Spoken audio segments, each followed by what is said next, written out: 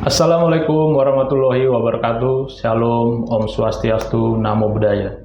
Jumpa lagi bersama saya, Junius Fernando, host podcast Hukum Kepemiluan episode yang ke-43. Kami mengucapkan terima kasih kepada penonton setia podcast Hukum Kepemiluan yang telah menyaksikan podcast ini dari episode pertama hingga episode yang ke-43. Dan kami juga mengucapkan selamat datang kepada penonton-penonton yang baru saja menyaksikan podcast ini. Topik podcast kali ini adalah tahapan pemungutan dan penghitungan suara Pilkada serentak tahun 2024. Di samping saya telah hadir Bapak Ketua KPU Kabupaten Purbalingga, Bapak Jamal Sari SIP MIP. Beliau akan memberikan banyak masukan, pencerahan terkait dengan topik kali ini. Assalamualaikum Pak Zam, bagaimana kabarnya? Waalaikumsalam Mas Nando. Apa kabar juga Mas Nando? Baik Pak Zam, terima kasih Pak Zam sudah meluangkan waktu untuk bisa memberikan pencerahan kepada kawan JDIH. Nah, terkait topik ini Pak, karena ini bisa dikatakan sebagai puncak dari tahapan pilkada serentak yang selama ini sudah dikerjakan oleh KPU ya Pak, yang tentu saja sudah dinanti-nantikan. Kira-kira KPU Purbalingga itu sudah bagaimana kesiapannya untuk menghadapi puncak dari tahapan pilkada serentak ini? Ya, jadi tahapan pilkada itu kalau di PKPU 2 tahun 2024 tentang tahapan dan jadwal, itu kan ada dua ya. Tahapan persiapan dan tahapan pelaksanaan. Nah, tahapan pelaksanaan itu salah satunya adalah pemungutan dan penghitungan suara. Setelah itu nanti tahapannya adalah rekapitulasi hasil penghitungan perolehan suara, dan tahapan terakhir itu adalah penetapan calon terpilih sebelum yang bersangkutan nanti dilantik. Nah, itu tahapan pelaksanaan. Nah, tahapan pemungutan dan penghitungan suara ini tentu kami sudah siapkan dengan matang, Mas. Kita sudah rekrut KPPS. Kemarin sudah tanggal 7 November KPPS yang akan melayani pemilih di masing-masing TPS. Di 1.525 TPS sudah kami lantik, sudah kami ambil sumpah, terus kemudian sudah kami BIMTEK juga, dan BIMTEK-nya bertahap. Ada BIMTEK misalnya tahap 1, tahap 2, termasuk juga dalam BIMTEK itu kita perkenalkan, kita minta juga kepada teman-teman PPK dan PPS untuk melakukan simulasi-simulasi di masing-masing TPS. Dan itu sudah dilakukan. Insya Allah secara persiapan itu sudah siap, dan kita doakan saja nanti pada saat tanggal 27 November, teman-teman yang 10.675 orang itu yang akan bertugas di 1.525 TPS yang ada di Purbalingga, itu siap dan mampu melaksanakan dan melayani pemilih dengan baik. Nah, karena apa? Karena hanya kepada mereka kami berharap. Karena semua ilmu tentang pemungutan suara sudah kami transfer semua ke mereka gitu. Tinggal sekarang mereka, saya harap mampu menjadi pelayan pemilih terbaik di masing-masing TPS sehingga tidak ada problem-problem yang nanti muncul di lapangan. Baik. Siap, Mas? Insya Allah siap. Siap ya. Sudah tentu siap untuk melaksanakan pemungutan. Oke, yang kedua Pak Zam, ini kalau kita melihat ke belakang, baru saja kita sebenarnya menyelesaikan pemilu juga ya, tahun 2024, di tahun yang sama. Dan itu jadi perbincangan juga sampai hari ini. Kira-kira ada nggak aturan main yang berbeda pada pemilu 2024 dan juga pilkada serentak yang 27 November 2024 ini? Secara mekanisme pelayanan pemilih di TPS itu sama, secara mekanisme ya. Cuma tentu perbedaannya banyak. Pertama misalnya surat suara yang harus kami kelola itu hanya dua jenis, yaitu adalah jenis untuk pemilihan gubernur dan wakil gubernur, dalam hal ini Jawa Tengah ya, dan bupati dan wakil bupati atau wali kota. Dalam hal ini karena kita di kabupaten, maka adalah jenisnya adalah pemilihan bupati dan wakil bupati Purbalingga. Nah, kalau pemilu kan 5, ada presiden, DPR RI, DPD RI, DPRD provinsi dan DPRD kabupaten kota. Ya. Nah, itu kan ada 5 jenis. Nah, dari sisi pemilih juga. Pemilih kalau misalnya di pemilu, pemilih dari manapun bisa kita layani. Misalnya dari Papua mau nyoblos di Purbalingga bisa kita layani selama yang bersangkutan adalah pindah memilih. Ya. Punya surat pindah memilih atau A pindah memilih. Nah, kalau itu mereka dapat, maka orang Papua pun bisa milih di Purbalingga. Atau orang Kalimantan lah. Atau orang yang dari Sulawesi misalnya. Atau di Jakarta juga. Kan banyak itu orang perantau ya. Itu bisa milih di Purbalingga, yaitu nanti dapat surat suara presiden. Nah, sedangkan untuk pilkada ini, karena wilayahnya adalah Jawa Tengah, kami mengelola Jawa Tengah dan kabupaten, maka yang bisa memilih itu adalah pemilih yang pindah memilih di satu kabupaten atau di lintas kabupaten tapi masih satu provinsi Jawa Tengah. Nah, yang bersangkutan bisa memilih di Purbalingga. Misalnya gini, kalau dari Purbalingga itu terjauh katakanlah Blora ya.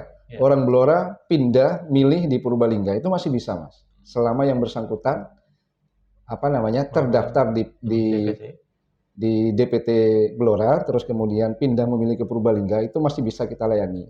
Yang bersangkutan itu nanti dapat satu jenis surat suara, yaitu adalah pemilihan gubernur dan wakil gubernur Jawa Tengah. Nah, termasuk juga misalnya orang Sragen misalnya, itu pindah milih di Purbalingga, itu masih bisa. Nah, karena apa? Karena Sragen Blora itu masih wilayah Jawa Tengah.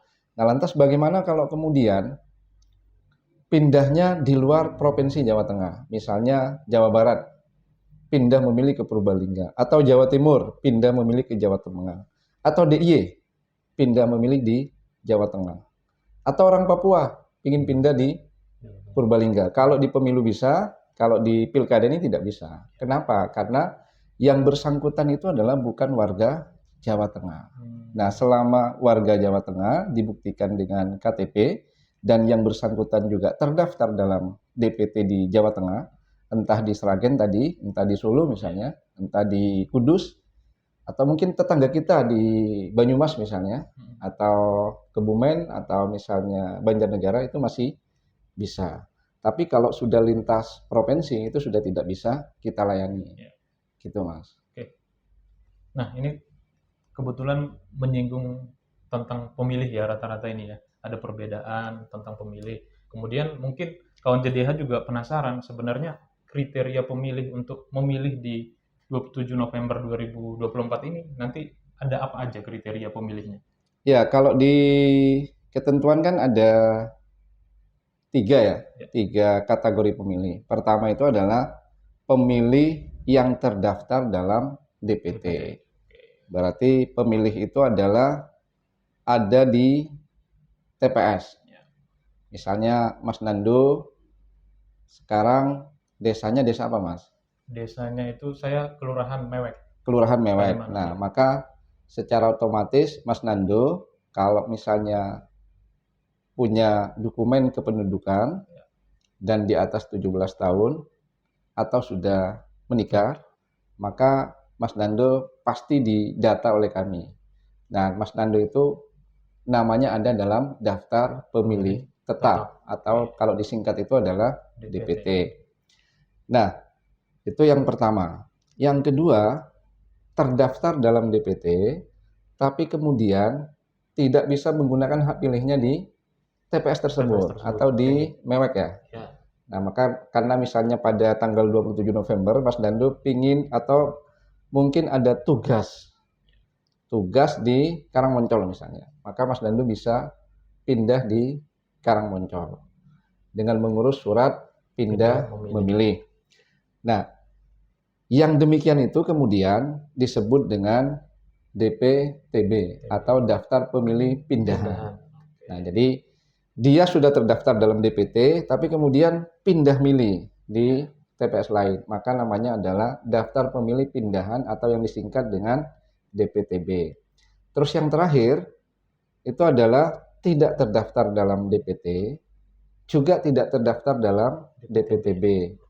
Selama yang bersangkutan punya KTP, KTP-nya itu sekali lagi Mas, bukan sekedar KTP, tapi KTP Purbalingga. Oke. KTP Purbalingga, maka yang bersangkutan itu adalah nanti bisa milih di Purbalingga, tapi sesuai dengan alamat domisili. Ya. Misalnya saya nih ya, saya tidak terdaftar dalam DPT, juga otomatis tidak terdaftar dalam DPTB. Ya. Nah, maka saya masih bisa memilih. Dengan cara apa? Menunjukkan KTP saya.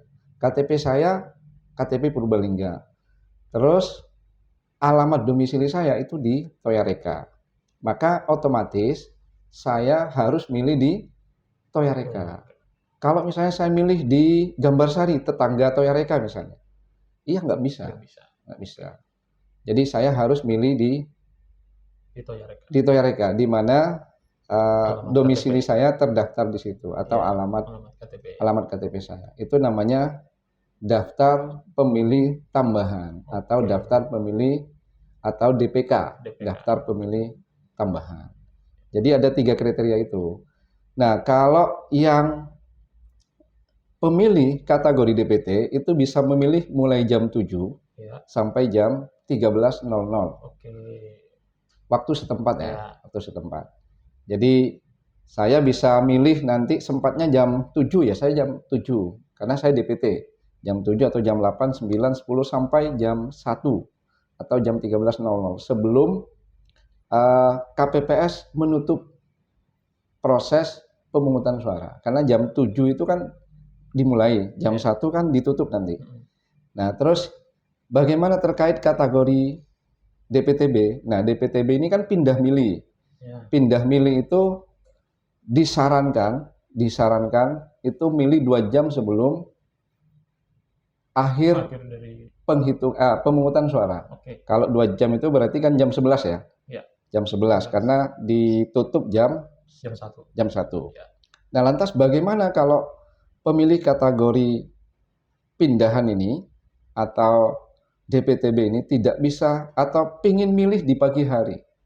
Karena memang ada situasi darurat, dia harus kontrol di rumah sakit misalnya, atau harus menjaga anaknya yang sedang sakit misalnya, atau merawat orang tua yang sedang sakit di rumah sakit misalnya, yang bersangkutan dibolehkan untuk memilih tidak di jam 11 sampai jam 1. Nah, itu Mas. Nah, terus terakhir itu adalah pemilih kategori DPK tadi itu, yang tidak terdaftar tapi punya KTP elektronik atau biodata kependudukan. Nah, yang bersangkutan itu nanti memilihnya 1 jam sebelum pemungutan suara ditutup. Berarti kalau 1 jam 12. Jadi jam 12 baru boleh. Kalau misalnya saya tadi kategorinya DPK, tapi kemudian saya buru-buru betul nih, karena pingin tadi itu, misalnya ada anak atau keluarga misalnya yang sedang dirawat di rumah sakit dan kami harus mendampingi. Tetap tidak boleh. Tetap harus jam 1. Nah, lantas bagaimana menyiasati hal tersebut? Ya, ke rumah sakit dulu, terus jaga anak atau keluarga yang di rumah sakit atau di tempat lain. Nah, nanti sebelum jam 12 itu bisa pulang untuk bisa menggunakan hak pilihnya. Jadi 3 kriteria itu dengan pelayanan yang berbeda, Mas. Betul. Gitu. Kalau misalnya DPT sekali lagi mulai jam 7 sampai jam 13 atau jam 1. DPTB itu jam 11 sampai jam 1 atau jam 13. Sedangkan DPK itu jam 12 sampai jam 13 atau jam 1. Nah, kalau DPK ini Mas, DPK itu dia akan mendapatkan 2 jenis surat suara. Yaitu baik gubernur maupun bupati. Nah, DPT juga sama. DPT itu sama. Dia nanti akan mendapatkan 2 jenis surat suara. Surat suara gubernur dan surat suara kabupaten. Atau surat suara pemilihan gubernur dan wakil gubernur Jawa Tengah dan bupati dan wakil bupati Purbalingga. Nah, kalau di DPTB ini tergantung dia pindah. Misalnya, kalau dia pindahnya masih dalam satu kabupaten, misalnya saya di Toyareka, terus saya pindah di Karangreja misalnya, atau di Karangmoncol. karena masih satu kabupaten, maka nanti saya tetap dapat 2 jenis surat suara. Gubernur dapat, bupati dapat. Nah, beda kalau kemudian Mas Nando terdaftar di Purbalingga, di Kelurahan Mewek ya, terus kemudian pindah milih di Banyumas. Ya. Maka Mas Nando hanya dapat gubernur. Ya. Jadi untuk kabupatennya tidak dapat. Atau mungkin ada pemilih yang dari, katakanlah dari Wonosobo. Karena di hari H itu ada tugas misalnya, sehingga harus pindah milih ke Purbalingga. Dia bisa milih di Purbalingga, tapi surat suara nanti yang diberikan oleh KPPS itu hanya satu jenis surat suara, yaitu adalah surat suara untuk pemilihan gubernur. Nah, sedangkan untuk pemilihan bupatinya itu tidak dikasih, karena dia bukan warga Purbalingga. Tapi kenapa dia dapat Jawa Tengah? Karena dia adalah masuk provinsi Jawa Tengah. Nah, sehingga masih dapat satu jenis suara. Gitu, Mas. Oke, siap. Nah, ini tadi ada penegasan juga ya dari Pak Zam bahwa pemilih DPT itu memiliki privilege ya. Dia bisa memilih dari jam 7 saat dimulainya sampai jam 1. Nah, itu keutamaannya bagi pemilih DPT. Kemudian di sana tadi disinggung juga bahwa ada KTP dan biodata kependudukan ya Pak ya. Jadi ternyata tidak hanya KTP, biodata kependudukan juga bisa. Atau ada lagi yang bisa Pak? Jadi kalau di ketentuan ya, di PKPU 17 tahun 2024 tentang pemungutan dan penghitungan suara dalam pemilihan gubernur dan wakil gubernur, bupati dan wakil bupati, serta wali kota dan wakil wali kota, itu dijelaskan bahwa pada saat nanti pemilih akan menggunakan hak pilihnya di TPS, itu setidaknya ada 2 dokumen yang dibawa. Pertama itu adalah identitas diri atau KTP elektronik. Sama C pemberitahuan yang sudah kami distribusikan ya lewat teman-teman KPPS, dan insya Allah sudah selesai semua karena ketentuannya itu H-3 ya sebelum hari H, berarti kan jatuh tanggal 23, itu sudah terdistribusi semua. Nah, pada saat nanti pemilih mau datang ke TPS, maka C pemberitahuan tadi itu dibawa, termasuk juga identitas dirinya. Identitas diri itu di Indonesia apa? KTP elektronik.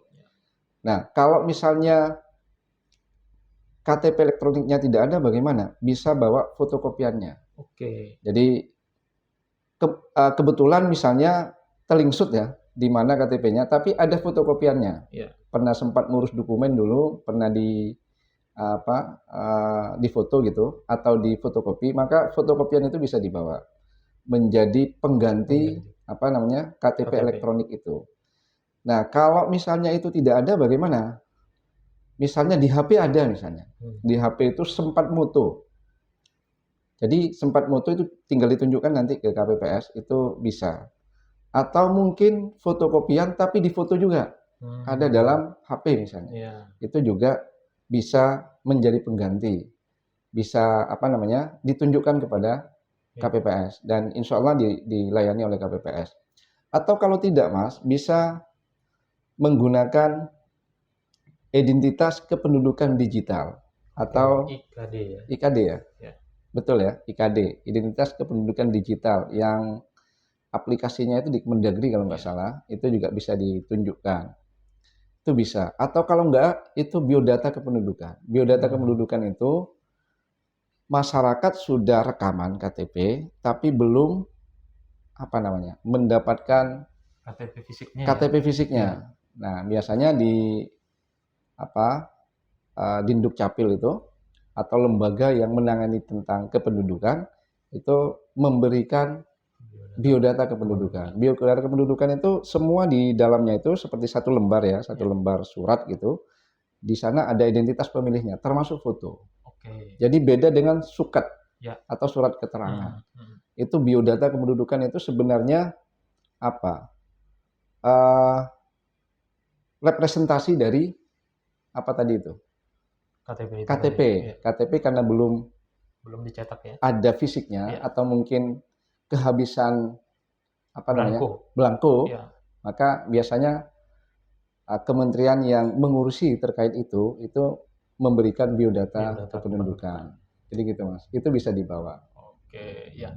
Nah, kemudian kalau pemilih disabilitas, nah ini bagaimana cara KPU untuk mempermudah mereka bisa memilih, Pak? Disabilitas ini kan banyak ragamnya ya. Ya. Kalau misalnya disabilitas fisik, karena dia tidak bisa jalan misalnya, itu kan bisa menggunakan kursi roda. Oke. Nah, kami sudah informasikan, kami sudah instruksikan ke teman-teman KPPS melalui PPK dan PPS untuk memastikan, untuk mengecek apakah di TPS masing-masing teman-teman itu terdapat disabilitas. Oke. Disabilitas itu juga dicek lagi, Ya. disabilitas kodenya apa? Ya. Kan ada 4 kode ya, kode 1, kode 2, kode 3, kode 4. Nah, dalam hal misalnya ada disabilitas fisik yang karena dia tidak bisa jalan, bisa menggunakan kursi roda, nanti bisa dibantu Mas, dibantu diantar mulai sampai pendaftaran. Yang disabilitas itu juga bisa minta bantu dari salah satu anggota KPPS kami. Pendampingan ya Pak? Iya, yang bisa mendampingi. Nanti ada namanya surat pendamping pemilih. Oke. Nanti yang bersangkutan bisa tanda tangan di situ. Ya. Nah, yang akan mendampingi itu siapa? Keluarganya, misalnya anak, atau mungkin suami atau istri misalnya, atau keluarga, itu bisa. Nah, atau bisa juga dari kami, dari KPPS kami. Nanti salah satu KPPS kami bisa mendampingi. Nah, didampingi sampai kemudian dia ke bilik pemungutan suara. Nah, di bilik itu nanti yang mencoblos adalah yang bersangkutan. Kami, petugas kami, termasuk keluarganya tadi itu, hanya mendampingi. Nah, terkait dengan mencoblos itu otoritasnya pemilih disabilitas tersebut. Itu yang disabilitas fisik. Bagaimana kalau disabilitas misalnya rungu ya, yang tidak bisa mendengar. Nah, mekanismenya itu nanti sama, bisa didampingi oleh keluarga atau juga didampingi oleh petugas kami. Dengan cara apa? Dengan cara ditepuk ya punggungnya, terus nanti bisa menggunakan bahasa isyarat. Nah, terus juga bisa didampingi sampai ke bilik pemungutan suara. Dan sekali lagi, yang mencoblos atau hak pilihnya nanti yang bersangkutan. Ya. Selama yang bersangkutan bisa secara mandiri melaksanakan itu. Oke. Nah, lantas bagaimana kalau kemudian disabilitas, mohon maaf, yang buta? Yang buta, maka nanti kami ada namanya alat bantu tunanetra. Dan setiap TPS itu yang 1.525 TPS di masing-masing kotak suara itu sudah kami siapkan, Mas. Oke. Baik kotak suara gubernur maupun kotak suara bupati. Itu ada namanya ABTN, alat bantu tunanetra. Nah, alat bantu tunanetra itu nanti ada hurufnya itu timbul. Ya. Jadi disabilitas yang tidak bisa melihat itu bisa meraba. Bisa meraba, nanti diraba itu akan kelihatan, oh ini nomor 1 misalnya. Oh ini nomor 2. Ya. Nah, nanti surat suaranya nanti kami bantu masukkan ke dalam. Itu kan ini ya, surat suara yang nanti akan dicoblos dimasukkan ke alat bantu tunanetranya itu dimasukkan. Setelah itu nanti disabilitasnya itu nanti bisa meraba. Ya. Meraba, oh ini nomor 1, ini nomor 2 gitu. Nah, tinggal dipilih. Mereka mau milih yang mana. Nah, tapi dalam hal misalnya dia secara mandiri tidak bisa menggunakan, itu bisa dibantu oleh pendamping. Tapi tetap juga harus mengisi ya surat pendamping pemilih. Ada tanda tangannya dan nanti dia mau milih mana, tinggal bisik-bisik saja ke pendampingnya itu. Mas atau Nak, saya ingin milih nomor sekian misalnya. Nah, nanti dicobloskan. Gitu, Mas. Okay. Bisa cobloskan oleh pendamping pemilih. Nah, termasuk juga orang yang misalnya dirawat di rumah sakit. Ini kan juga kami layani, Mas. Apakah kami tahu kalau ada yang dirawat di rumah sakit? Tahu. Kenapa? Karena pada saat pendistribusian, C pemberitahuan itu, kami kan ke rumah-rumah itu. Nanti Oke. ditanyakan, oh ini misalnya namanya si A. Nanti kan keluarganya menyampaikan, Pak atau Mas, D misalnya. Ini untuk Simba itu nggak bisa karena lagi misalnya sakit parah misalnya. Mm-mm. Bahkan untuk nyoblos pun tidak bisa. Mm-mm. Itu yang demikian juga nanti bisa kita Layani. dicobloskan Oke. oleh keluarga atau pendamping. Jadi gitu. Nanti yang dirawat di rumah, nanti kami ada petugas anggota kami atau salah satu dari anggota KPPS kami yang nanti ke sana untuk memberikan pelayanan. Ke sana itu maksudnya adalah ke rumah Ya. bagi pemilih yang sedang sakit atau dirawat di rumah. Kan banyak ya situasi-situasi yang demikian. Iya. Sama juga misalnya disabilitas mental. Ya. Nah, itu kan juga biasanya kan di tempat rehabilitasi. Kami juga koordinasi. Dan kami sudah koordinasi terkait dengan yang demikian itu. Di rumah sakit juga kami koordinasi. Jadi insya Allah hal-hal yang demikian sudah kami laksanakan semua, Mas. Dan kami juga sudah koordinasi dengan pihak rumah sakit. Kemarin itu kami rakor ya dengan 9 rumah sakit pimpinannya, termasuk Buteng juga. Ada ada HI itu apa namanya ya?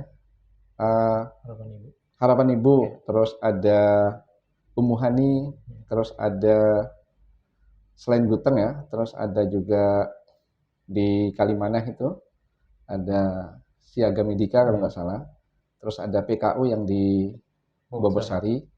Hampir semua rumah sakit yang ada pelayanan rawat inap kami sudah koordinasi. Ya. Oke. Nah, nanti kan pemilih ini kan datang ke TPS ya Pak, datang ke TPS dan mereka akan memilih dan akan diberikan surat suara ya Pak. Nah, ternyata pemilih juga diberikan kesempatan untuk memeriksa surat suara apakah ada kerusakan gitu ya. Nah, apa sih kriteria surat suara yang rusak dan tidak rusak itu apa kriterianya Pak? Kemarin begini Mas, pada saat kami melakukan sortir lipat sebelum surat suara itu di-packing, dimasukkan ke dalam kotak suara, kami kan untuk memastikan bahwa surat suara itu tidak ada yang cacat atau tidak ada yang rusak. Memang ada beberapa cacat ya, cacat dalam artian misalnya gini, warnanya itu pucat, jadi kayak kekurangan tinta gitu loh. Ada yang demikian. Terus ada yang robek. Terus ada juga halaman depan yang ada identitasnya itu. Identitasnya itu misalnya provinsi, kabupaten, terus desa, kecamatan, desa, TPS gitu. Itu juga hilang. Jadi tidak sempat terprint. Nah, gitu lah. Jadi kosongan. Nah, ada juga yang gambar paslon itu pucat. Jadi pewarnaannya tidak maksimal, tidak sesuai dengan warna yang sesungguhnya. Nah, misalnya, terus ada juga yang karena karena hasil potongan yang tidak sempurna, Mas. Jadi motongnya itu kena paslon. Nah, gitu. Nah, itu hasil sortir. Tapi insya Allah yang sekarang sudah ada dalam kotak itu menurut kami itu sudah tidak ada kasus-kasus yang demikian. Nah, bagaimana kalau kemudian ada kasus? Ya, itu human error, Pak. Kesalahan kami sebenarnya. Tapi upaya-upaya itu sudah kami lakukan. Jadi nanti jika misalnya pemilih menemukan kasus, oh ternyata karena sudah dilipat, posisinya pada saat dari percetakan atau dari dari perusahaan yang memenangkan itu dikirim ke kami, itu kan tidak dalam posisi terlipat. Kemudian kami sortir dan lipat. Nah, proses lipat kemudian karena ada tekukan yang robek misalnya, itu masuk kategori rusak. Robek itu terutama yang paling kalau misalnya gini. Kalau ini lipat begini ya. Nah, misalnya di sini robek katakan. Itu bukan karena bahwa surat suara itu udah dicoblos, bukan. Karena mungkin karena lipatan. Faktor lipatan. Dan itu masuk kategori surat suara rusak. Atau mungkin pada saat pemilih mendapatkan surat suara dari ketua KPPS menemukan kasus yang tadi di awal saya jelaskan. Misalnya ternyata gambar paslonnya pucat misalnya. Nah, itu kan juga bisa diganti, Mas. Bisa diganti. Jadi bisa diganti, bisa melaporkan, Mas Ketua KPPS atau Mbak Ketua KPPS, ini surat suaranya pucat misalnya. Atau rusak, ini sudah ada robekannya misalnya. Atau coblosannya misalnya. Itu sekali lagi bukan dicoblos. Karena mungkin rusak. Itu bisa diganti, Mas. Bisa diganti ya. Nah, maksimal penggantian itu cuma sekali. Satu kali saja ya. Iya. Dan insya Allah kami punya keyakinan karena proses sortirnya itu ketat banget. Dan insya Allah yang sudah masuk di dalam kotak itu adalah surat suara yang kategorinya sempurna atau prima. Insya Allah begitu. Ya, tapi ketika nanti menemukan hal yang demikian, ya boleh diganti. Boleh diganti. Ya, boleh diganti. Oke, terkait boleh digantinya nih dan dia hanya boleh satu kali. Nah, kalau dia keliru coblos, Pak, misalnya dia salah, salah coblos nih, seharusnya bukan ini. Bisa diganti nggak? Bisa. Oh, bisa. Kan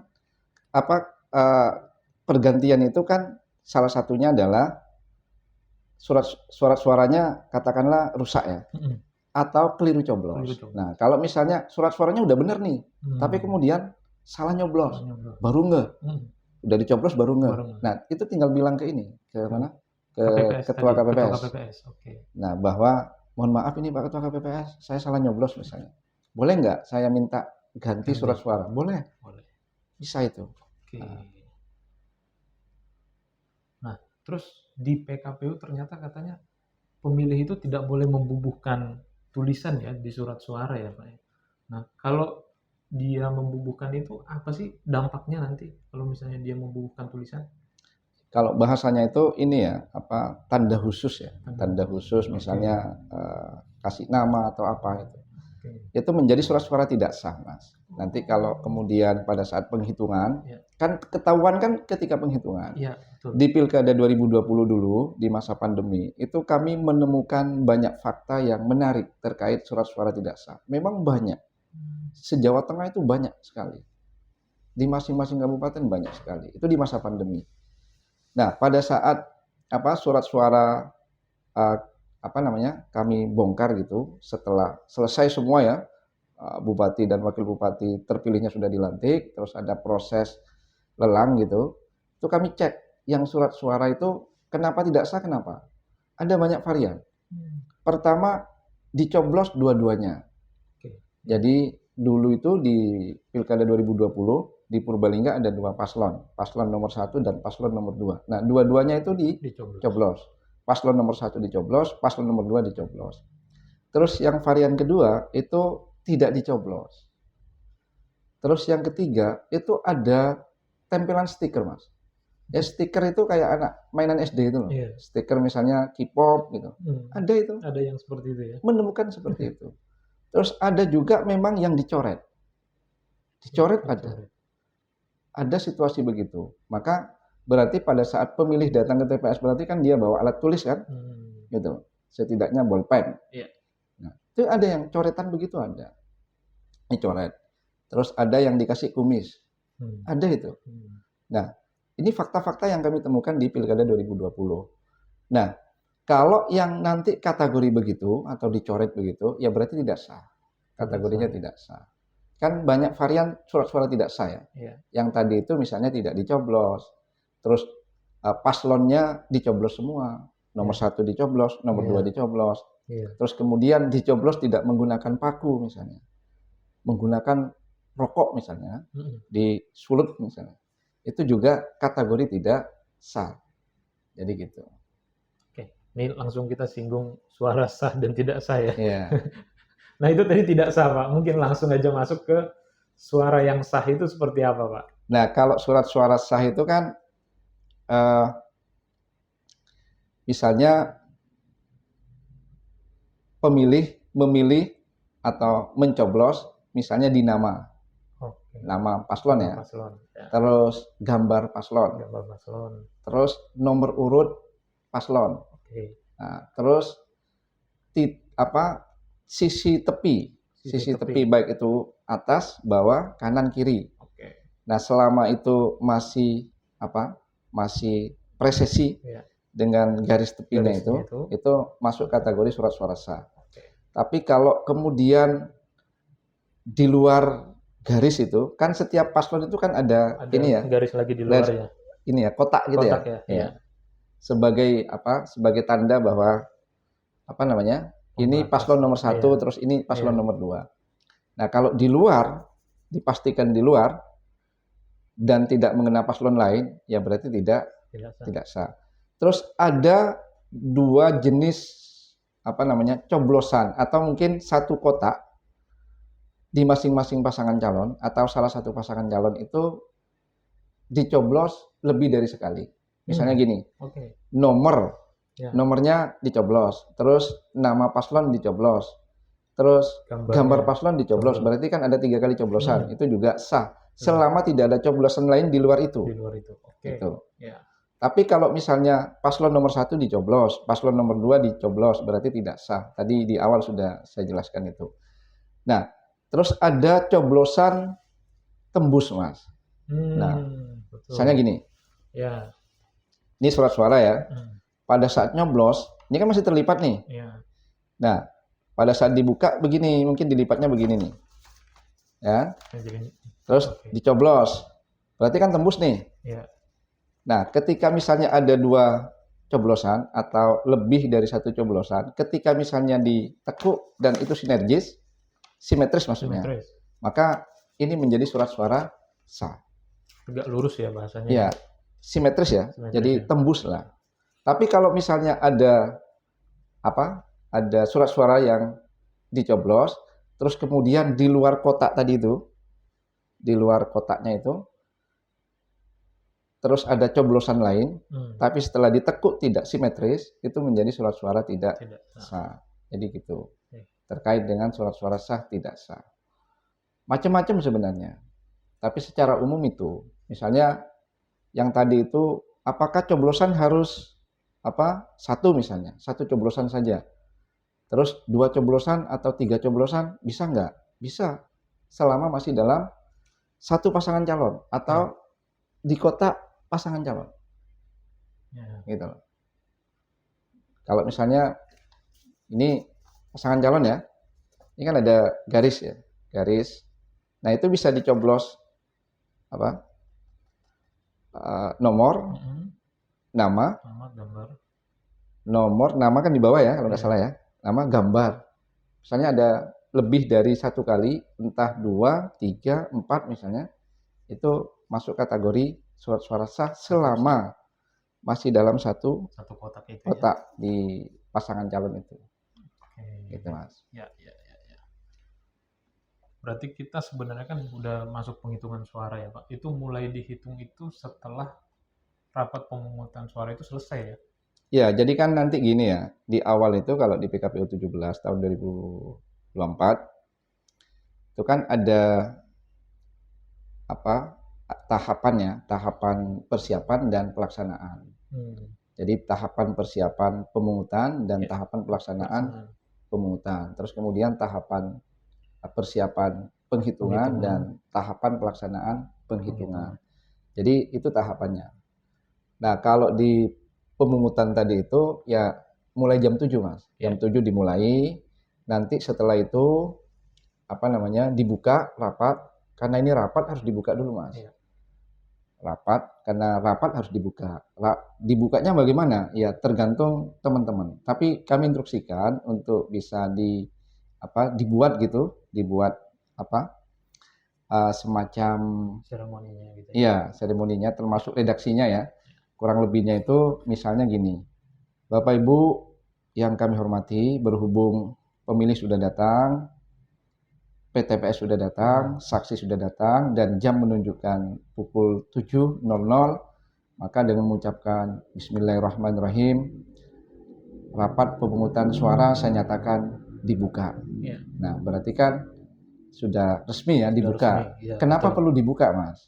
Karena ini kan rapat. Rapat ini kan nanti produk hukum dari rapat pemungutan itu adalah berita acara dan sertifikat hasil yang nanti akan menjadi pedoman kami untuk memutuskan atau memplenukan siapa yang memenangkan pilkada, baik tingkat provinsi maupun tingkat kabupaten.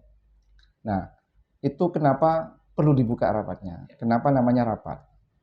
Nah, namanya rapat itu ya produk hukumnya nanti berita acara dan sertifikat hasil. Nah, setelah jam 7, maka nanti proses berikutnya itu adalah pengambilan sumpah anggota KPPS. Yang nanti memimpin itu adalah ketua KPPS, termasuk juga petugas ketertiban TPS juga. Di situ nanti diambil sumpahnya. Walaupun sebenarnya mereka sudah diambil sumpah di tanggal 7 itu. Ketua, anggota kan sudah diambil sumpah semua itu oleh PPS di masing-masing desa. Nah, nanti pada saat pemungutan suara sama diambil lagi. Nah, setelah itu baru kemudian masing-masing anggota KPPS menempati tempat sesuai yang sudah ditentukan. Misalnya KPPS 1, 2, 3 posisinya di mana? KPPS 1 itu kan ketua ya. Ketua itu punya 2 asisten. Asistennya itu KPPS 2 dan KPPS 3. Terus ada KPPS 4 dan KPPS 5, Mas. Itu yang bertugas di pintu masuk. Tugasnya adalah untuk memverifikasi pemilih sebelum dia diberikan hak pilih. Jadi nanti ketika masuk diminta nih, C pemberitahuannya ada nggak, KTP-nya ada nggak, gitu. Nah, kalau KTP nggak ada bagaimana? Tadi sudah dijelaskan ya. Nah, nanti dicek, jarinya juga dicek. Ini jangan-jangan sudah milih nih, dicek dulu. Nah, gitu loh, dicek. Terus setelah itu dicek nanti di C pemberitahuannya itu kan sudah ada nomor urut DPT, Mas. Kalau dia pemilih DPT ya. Oh, nomor urutnya 190 misalnya. Maka nanti dia tinggal dibuka. Oh, namanya Anton Sihombing misalnya.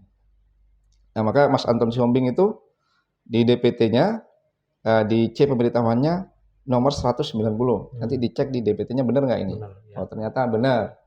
Terus KTP-nya juga sama, namanya sama, nick-nya sama. Baru nanti yang bersangkutan tanda tangan.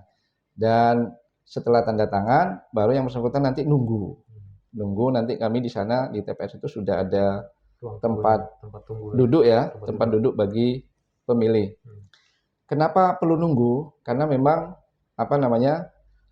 ketua KPPS juga harus memberikan identitas di surat suara itu. Misalnya kabupaten apa, kecamatan apa, desa apa, TPS berapa, kan di situ harus diisi, Mas. Dan termasuk nanti ketua KPPS-nya siapa, tanda tangan. Nah, setelah itu ready, baru nanti dipanggil misalnya Mas Anton. Nah, baru Mas Anton nanti datang ke meja ketua KPPS dan dikasih surat suara. Karena dia DPT, maka 2 jenis surat suara, gubernur dan bupati. Nah, setelah itu baru yang bersangkutan masuk ke bilik pemungutan suara untuk mencoblos. Nah, setelah itu dilipat lagi, baru kemudian masuk keluar ya, terus menuju kotak suara. Kotak suara itu nanti sudah ada yang menjaga, yaitu KPPS 6. KPPS 6. Nah, nanti biar tidak salah masuk, maka tugasnya KPPS 6 itu di situ vital banget. Ini kan kalau kalau yang gubernur kan merah marun ya. Nah, sedangkan yang bupati itu hijau laut kalau nggak salah, hijau laut. Nah, nanti yang hijau laut dimasukkan ke kotak yang warnanya hijau laut, sedangkan yang untuk gubernur warnanya merah marun ya nanti dimasukkan ke merah marun. Jangan sampai kebalik. Nah, kalau kebalik, nah ini tugasnya KPPS 6. Makanya KPPS 6 itu vital di situ. Jangan sampai lengah dari pengawasan teman-teman KPPS 6. Nah, setelah itu baru ke KPPS 7. KPPS 7 juga vital, Mas. Karena apa? Karena memastikan bahwa dia sudah memilih atau enggak itu kan ini ya, mencelupkan tinta. Mencelupkan tinta. Nah, mencelupkan tinta itu yang umum dilakukan itu kan jari kelingking ya, yang jari kelingking. Nah, kalau misalnya jari telunjuk bisa nggak? Ya bisa. Tapi yang umum kan jari kelingking. Nah, jangan sampai tidak dicelupkan ya. Karena kalau tidak dicelupkan, yang bersangkutan punya potensi untuk memilih lagi, walaupun mungkin di tempat lain atau bisa jadi di tempat sendiri. Siapa tahu kan mungkin KPPS hilap misalnya. Sangat mungkin kan? Karena dia tidak mencelupkan tinta itu. Nah, kenapa tinta itu penting? Ya, karena salah satunya untuk memberi tanda bahwa pemilih sudah menggunakan hak pilihnya. Jadi gitu, Mas. Ya. Bayangkan kalau tidak misalnya, kan dia bisa menggunakan KTP di TPS lain. Di TPS lain nanti alasannya saya tidak terdaftar. Bisa menggunakan KTP kan? Bisa masuk kategori DPK. Nah, makanya teman-teman KPPS saya harap yang baik itu di meja ketua ya, meja ketua, terus meja pendaftaran, yang 45 itu meja KPPS 6 dan 7 itu betul-betul harus bekerja sesuai dengan tupoksinya masing-masing. Gitu, Mas. Oke, terus lanjut ke penghitungan setelah selesai. Nah, setelah selesai, nanti kalau misalnya ini jam 7 kan baru ditutup, Mas. Nah, jam 13. Maaf, jam 13 baru ditutup. Ya. Nah, tiba-tiba jam 13 itu masih banyak pemilih yang di dalam belum menggunakan hak pilihnya. Itu masih bisa dilayani. Nah, sedangkan untuk yang di luar itu nanti ditutup. Sudah ditutup, udah di-close, tidak ada pemilih karena jam 1 ya, jam 13 sudah harus ditutup. Nah, tapi ternyata di dalam TPS yang nunggu untuk dipanggil oleh ketua KPPS masih banyak nih. Maka tetap harus dilayani sampai selesai. Syaratnya mungkin sudah mengisi daftar hadir. Betul. Kalau sudah menunggu kan sudah mengisi kan? Daftar hadir. Ya. Nah, nanti dipanggil satu-satu sampai selesai, baru setelah selesai ditutup. Nah, setidaknya kurang lebih begini. Nah, berhubung Bapak Ibu yang kami hormati, atau mungkin saksi dan PTPS yang kami hormati, berhubung jam sudah menunjukkan jam 13.00 atau jam 1 siang, maka proses pemungutan suara saya nyatakan ditutup dan dilanjutkan dengan penghitungan suara. Gitu. Nah, nanti juga jam 1 itu kan ini ya mulai persiapan ya. Nah, nanti settingnya juga beda lagi, Mas. Setting meja ya, tempat duduk dan seterusnya itu. Nah, disiapkan sesuai dengan kriteria atau sesuai dengan prosedur yang diatur di PKPU 17 tahun 2024 dan petunjuk teknis atau pedoman teknis di nomor 1774 tahun 2024 itu juga bisa dijadikan pedoman, dan teman-teman KPPS juga kami bekali buku pintar, Mas. Buku pintar, ada juga buku panduan. Jadi buku panduan dan masing-masing TPS kita bekali itu. Dan insya Allah dengan berpedoman dengan buku panduan itu, insya Allah proses pemungutan dan penghitungan suara bisa mereka pedomani. Jika misalnya, ini gimana ya misalnya, nanti tinggal dibuka itu buku panduannya. Dan itu ada alurnya lah secara runut mulai awal sampai akhir itu. Mulai proses pemungutan sampai penghitungan itu sudah ada. Gitu. Termasuk kriteria suara sah tidak sah itu juga ada di situ. Ada di situ ya. Jadi kemudian jam 1 atau jam 13 ditutup, dilanjutkan, baru nanti persiapan, setelah itu nanti dibuka kotaknya. Dibuka kotaknya, terus dikeluarkan. Nah, setelah itu dihitung. Setelah dihitung, surat suara yang digunakan itu wajib sama dengan surat-suara yang ada di dalam daftar hadir pemilih. Misalnya daftar hadir pemilihnya 500 misalnya. Jadi surat suara yang digunakan itu wajib sama 500. Nah, setelah itu kan dihitung di tengah penghitungan itu menemukan surat suara belum ditandatangani.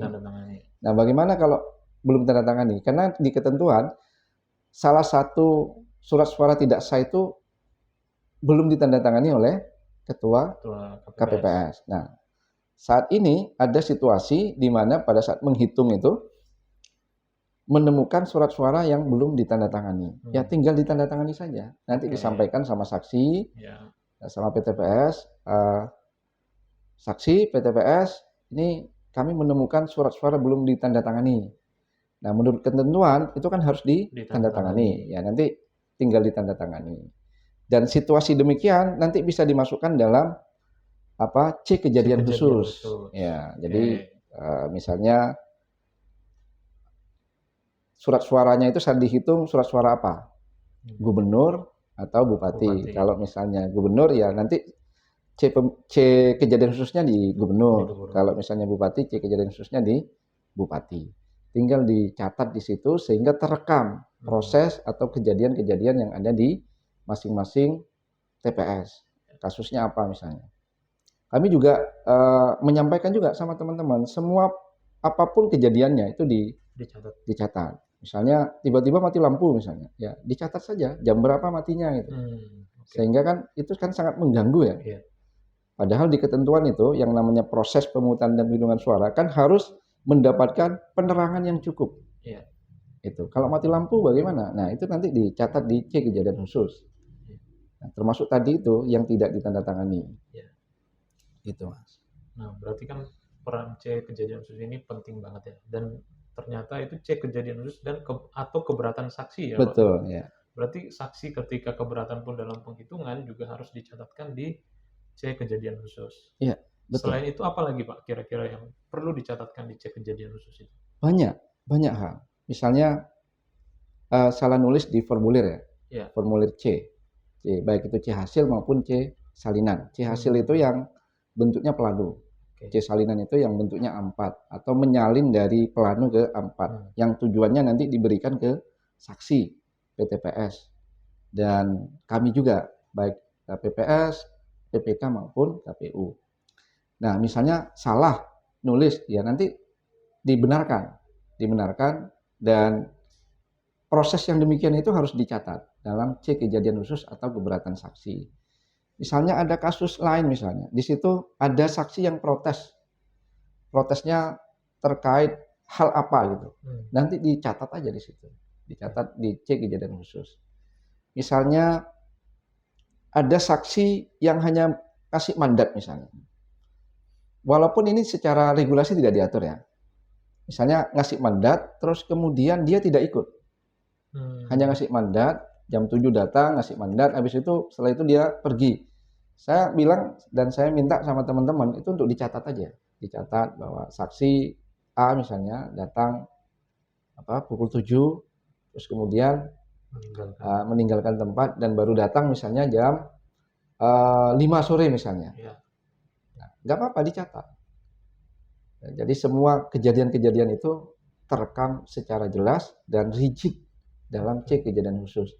Bahkan kami mengibaratkan C kejadian khusus dan atau keberatan saksi itu Mas, itu sebagai CCTV. CCTV di TPS. Jadi semua rangkaian peristiwa itu tercatat di situ. Nah, lantas bagaimana kalau tidak ada sesuatu hal atau kejadian di sana? Ya tinggal nanti ditulis nihil dan ditandatangani oleh ketua KPPS. Jadi tetap wajib ditulis, jangan sampai kosongan. Karena kalau kosongan itu tidak menjadi dokumen resmi yang bisa disengketakan. Kalau ada tulisannya itu kan bisa menjadi dokumen resmi. Gitu loh Mas. Jadi memang harus ditulis. Dan memang di PKPU 17 ya, tahun 2024 tentang Tumsura itu memang diminta untuk ditulis nihil. Gitu. Oke. Nah, tadi kan disinggung protes dari saksi ya. Nah, protes dari saksi itu bisa langsung di TL di rapat itu apa tidak, Pak? Nah, nanti protesnya apa dulu? Kan kita belum tahu ya. Belum tahu secara detail misalnya protesnya apa.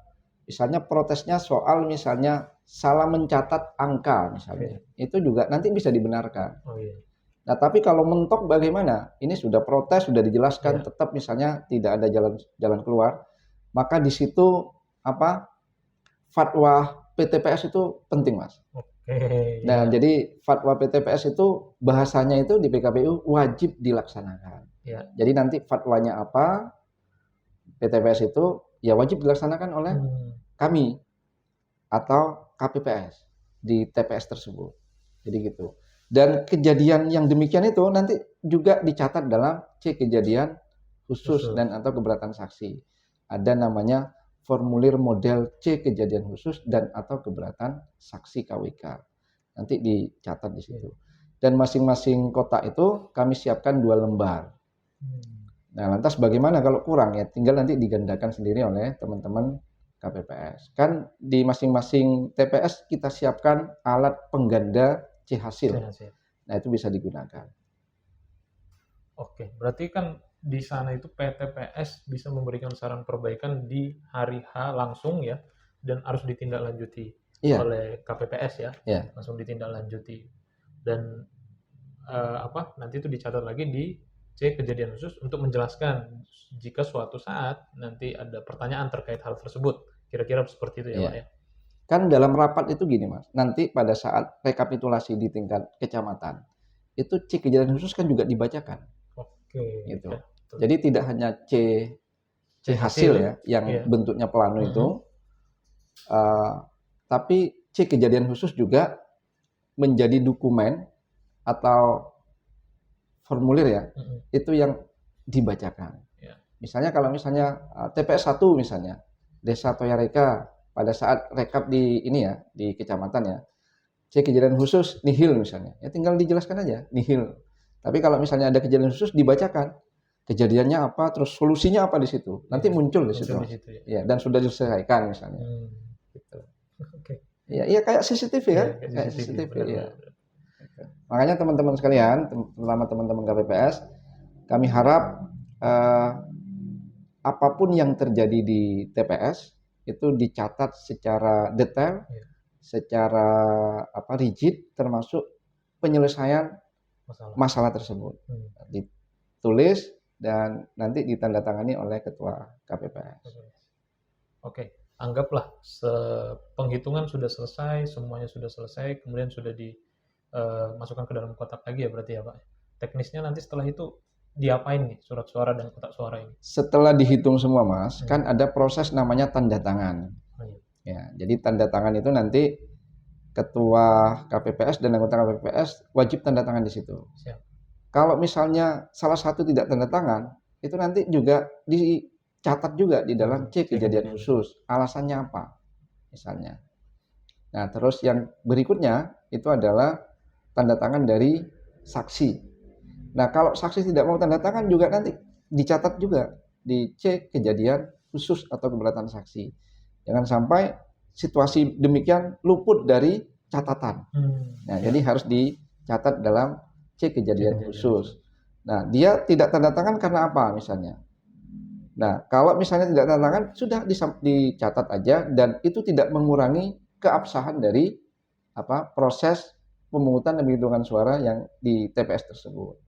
Jadi kalau dia tidak mau tanda tangan ya nggak apa-apa. Gitu loh. Tapi teman-teman nanti wajib mencatat dalam C kejadian khusus. Nah, setelah itu setelah dicatat semua di administrasi, misalnya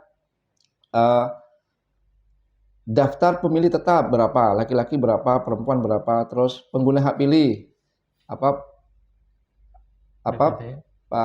daftar pemilih DPT misalnya itu berapa, laki-laki berapa, semua selesai, terus perolehan surat suara nomor 1 berapa, nomor 2 berapa, surat suara tidak sah berapa, total berapa, itu harus rigid pas antara total ya, totalnya harus rigid, jangan sampai anjlok, itu rigid sesuai gitu, baru kemudian tanda tangan. Setelah tanda tangan masyarakat bisa mendokumentasikan Mas.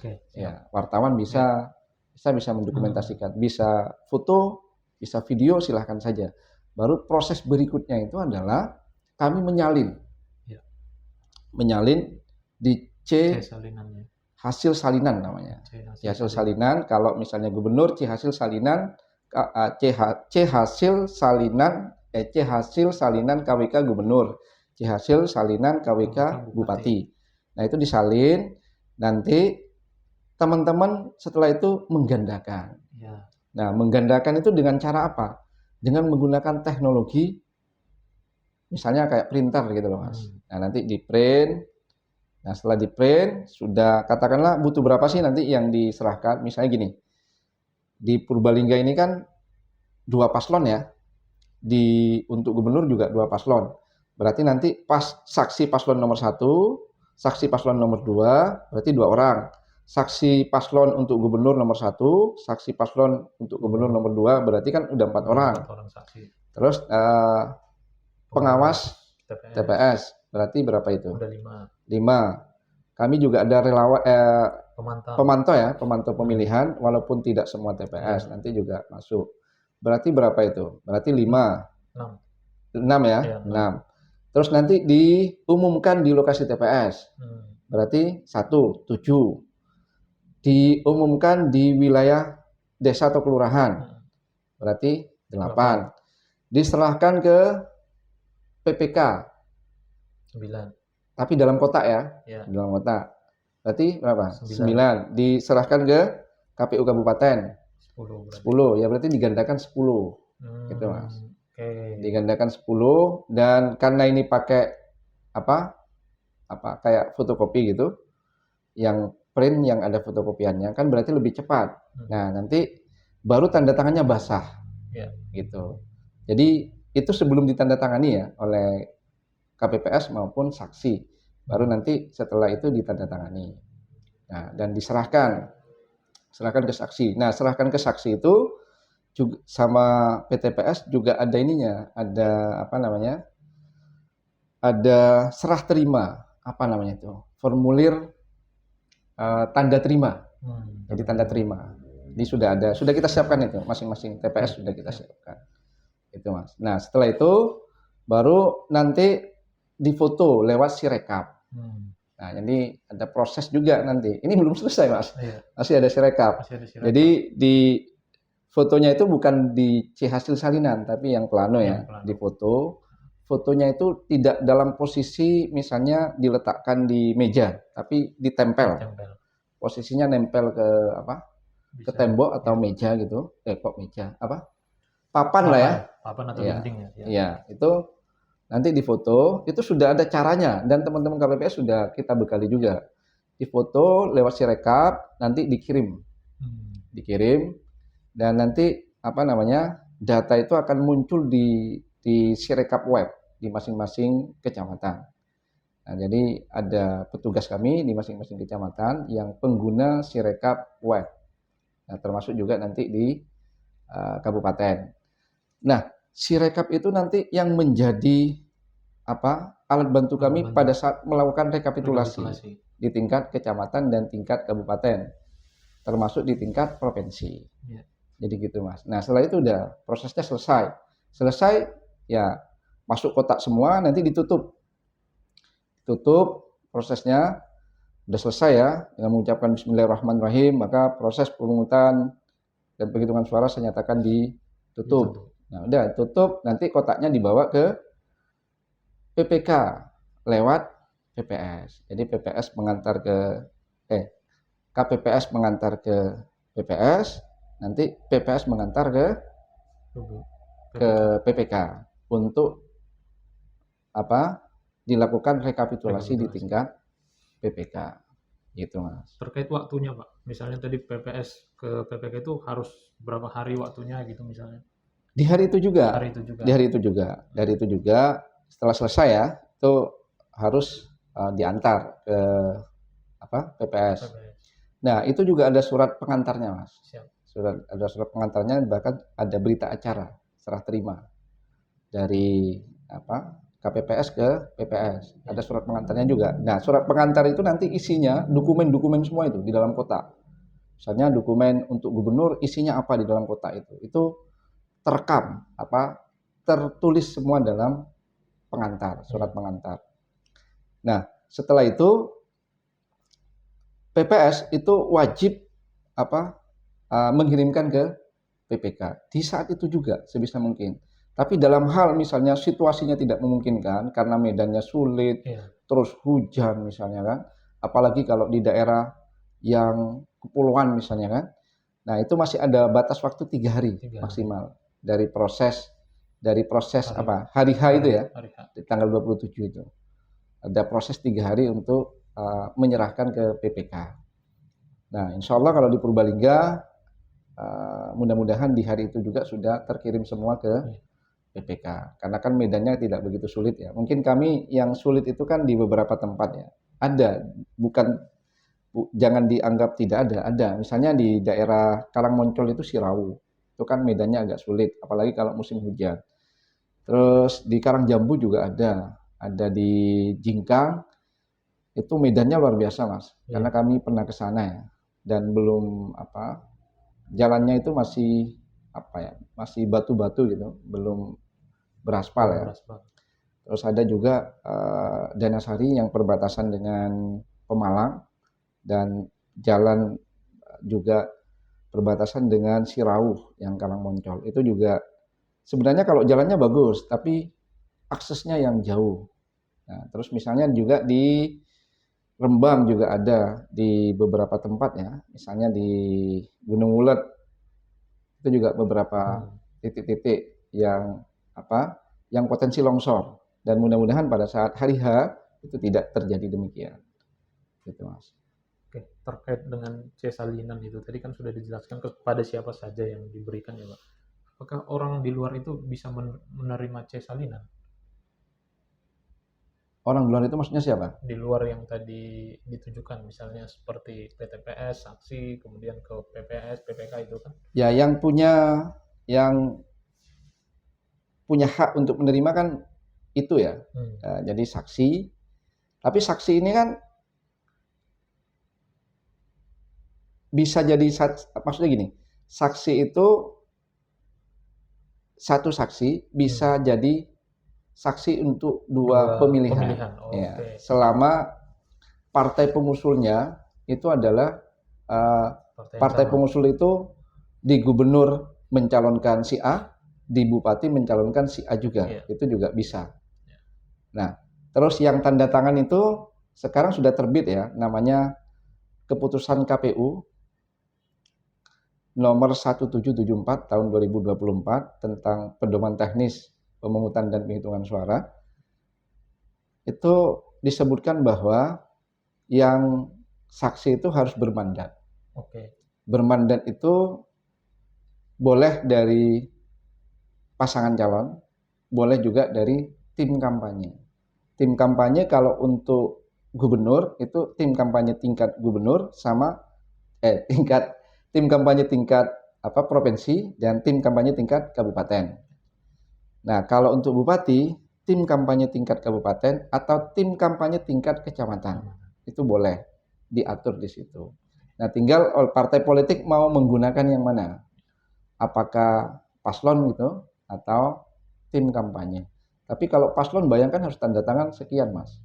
Sekian ribu ya, itu. Apalagi untuk gubernur itu. Nah, terus saksi itu juga tidak boleh menggunakan atribut yang mengidentifikasikan pasangan calon tertentu. Itu. Jadi nggak boleh, Mas. Jadi harus pakaiannya, atributnya ya harus netral. Netral ya. Gitu. Misalnya pakaiannya netral tapi misalnya pakai topi, ya, ada gambar paslon, itu juga tidak boleh. Artinya kan nanti topinya tidak boleh dipakai gitu loh. Kan tidak harus diusir kan, tetap boleh masuk tapi topinya dilepas misalnya. Gitu. Itu, Mas. Ini menarik banget, panjang banget ya Pak, yang dibahas dari awal sampai akhir, dan saya rasa ini daging semua. Nah, tapi ini 27 November 2024 ini udah dekat banget ini Pak. Kira-kira apa pesan seorang Ketua KPU Kabupaten Purbalingga untuk pemilih maupun untuk penyelenggaranya? Silakan Pak. Ya, pertama tentu ya, untuk kami, untuk internal kami,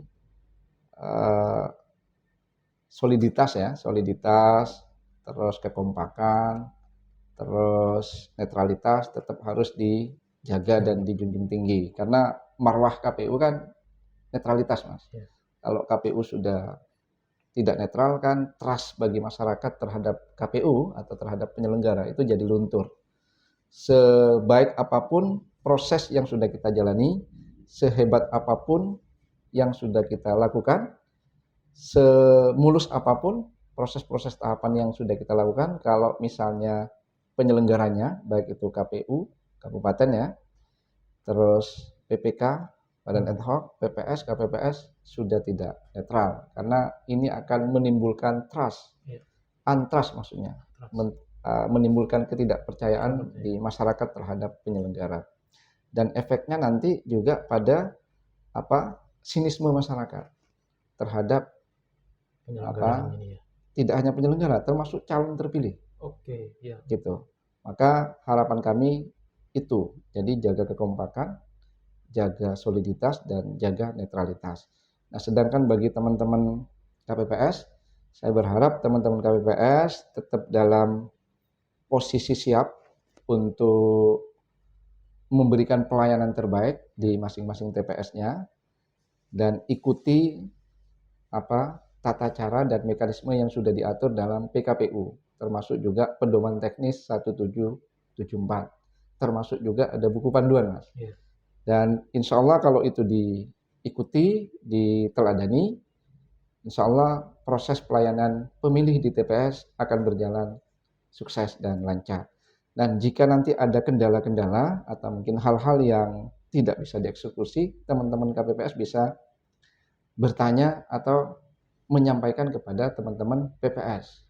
Sehingga nanti bisa dijawab oleh teman-teman PPS. PPS tidak bisa, nanti PPS bisa menyampaikan ke PPK untuk nanti cari solusinya. Kalau PPK tidak bisa, nanti tanya ke kami, biar kami carikan solusinya. Nah, saya berharap betul bahwa teman-teman mampu melaksanakan itu dengan sebaik-baiknya. Terus bagi masyarakat, tentu saya berharap masyarakat Purbalingga yang punya hak pilih dimanapun berada gitu, untuk bisa bersama-sama mensukseskan Pilkada 2024 secara serentak ya, sehingga nanti partisipasi di Purbalingga itu meningkat signifikan. Saya berharap juga bahwa kondisivitas di Purbalingga yang saat ini berjalan baik, kondusif, aman, tentram, itu tetap dipertahankan sampai seluruh proses pelaksanaan pilkada ini berjalan dengan selesai, yaitu nanti pada saat pelantikan. Itu adalah tahapan terakhir pilkada.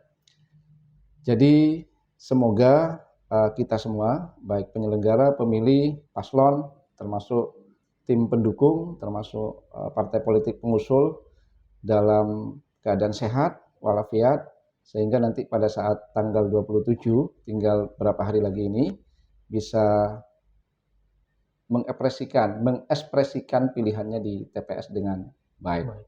Saya rasa itu, Mas. Ya, baik Pak Zam. Terima kasih banyak untuk masukan, informasi, kemudian tadi terakhir ada pesan kepada penyelenggara maupun kepada pemilih. Kiranya Pak Zam sehat selalu, begitu juga jajarannya sehat selalu, biar bisa melaksanakan pemungutan suara dengan baik. Demikian kawan JDIH podcast episode ke-43, kami undur diri. Mohon maaf ketika ada salah kata dari kami. Sampai jumpa di podcast berikutnya. Ayo nyoblos, ajam bolos. Wassalamualaikum warahmatullahi wabarakatuh. Waalaikumsalam warahmatullahi wabarakatuh. Terima kasih.